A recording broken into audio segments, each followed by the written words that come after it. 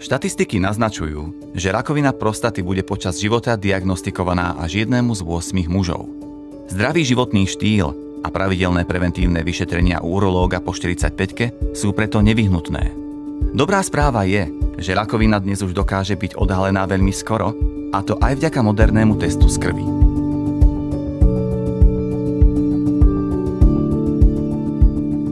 Rakovina prostaty je druhým najčastejším onkologickým ochorením u mužov. V roku 2020 až 2022 sa ročne na Slovensku zdiagnostikuje približne 3000 až 3500 pacientov s týmto novým onkologickým ochorením. Ak prídeme na rakovinu prostaty skoro, zavčasu, to znamená diagnostika naozaj nie je oddialená, dokážeme týmto mužom zachrániť život a dokážeme ich vyliečiť. Chcel by som upozorniť a poprosiť všetkých mužov, ktorí sú po 40-ke s pozitívnou rodinnou anamnézou alebo po 45-ke alebo mužov v rizikovej skupine, ktorí majú hociaké problémy s močením, eventuálne s erekciou, aby si našli čas a prišli na preventívne urologické vyšetrenie. Veľa mužov sa bojí preventívnej urologickej prehliadky.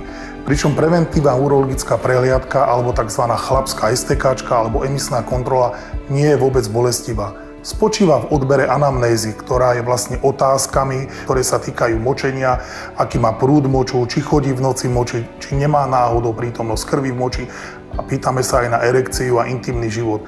Ďalším vyšetrením je sonografické alebo ultrazvukové vyšetrenie. Toto vyšetrenie nie je bolestivé. Zameriavame sa na obličky, močový mechúr a prostatu. Ďalším vyšetrením je vyšetrenie moču, ktoré je absolútne nebolestivé.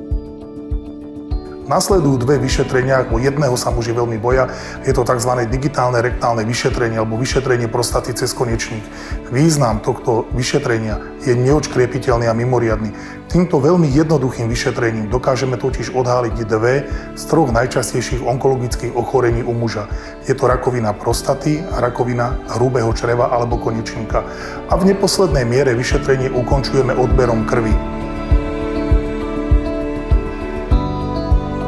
Môže dôjsť ale k situácii, kedy krvný test, tzv. PSA, prostatašpecifický antigen, teda vyšetrenie, ktoré môže poukázať a upozorniť na možnú rakovinu prostaty, nie je dostatočné. A častokrát stojíme pred rozhodnutím, či urobiť ďalšie následné vyšetrenia.